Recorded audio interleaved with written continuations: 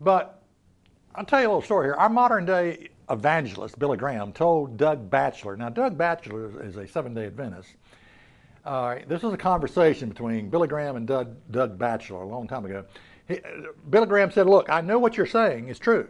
But if that is keeping the Sabbath, but if I was to proclaim it, I would lose my backing and my church supporters wouldn't fund me anymore. Doug Batchelor publicly stated their conversation while Billy Graham was still alive. Now, I have to admire Billy Graham for one thing, his honesty.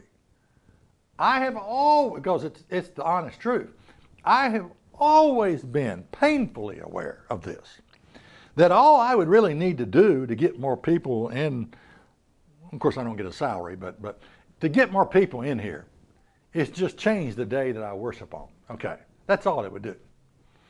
You know, I don't get a salary. So the good thing about that is that you can't fire me. That's the good news. I can say whatever I want to say, and I can't get fired. Now, I will say this. I do not believe God gets upset at a 1-hour worship service on any day of the week, be it Sunday, Monday, Tuesday, Wednesday, Thursday, Friday. As far as just people getting together to worship, I don't think that upsets him. But the Sabbath command says this. Exodus 20 and verse 9. 6 days shall you labor. That's 6 days shall you labor and do all your work. But the seventh day is the Sabbath of the Lord, thy God. In it you shall not do any work.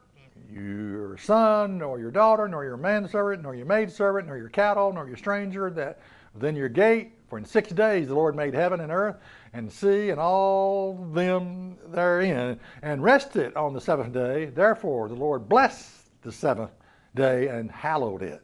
I want you to imagine Joel Osteen getting up in front of his congregation and saying, folks, I've been wrong about Sunday keeping. Next Sabbath, we're going to meet here on Saturday because I've just been convicted that the seventh day of the week is the Sabbath. Now, Joel Osteen has a net worth of about $40 million. What do you think would happen to that $40 million? What do you think would happen to Joel Osteen if he did that? Now, I really don't care how much they make or how much they spend on, or how they spend their money. Kenneth Copeland, he bought an aircraft. If people are that gullible and if they're that stupid and they want to send money to him, let them do it. The problem I have is this. If they spoke the truth, they wouldn't have that kind of money being donated to them. That's the point I'm trying to make. I know that from personal experience. I see how many people show up to our church on the Sabbath day, and I don't get a salary. And one of the reasons I don't get a salary is I wouldn't take it, but one of the reasons I don't get it is because there's not enough people coming here to give me a salary, okay? So, this is just a no-brainer. Why don't people honor God's Sabbath? Well, number one, it's what preachers have been taught in seminary school.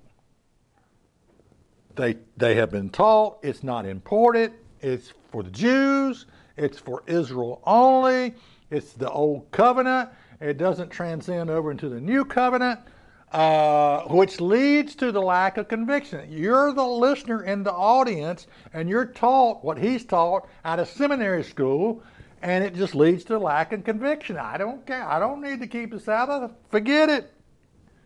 You see, there are three false gods, three idols that we all worship. Money God, you're not going to tell me how to spend my money. You're not going to tell me I need to tithe. I am not going to tithe. I don't care what the Bible says.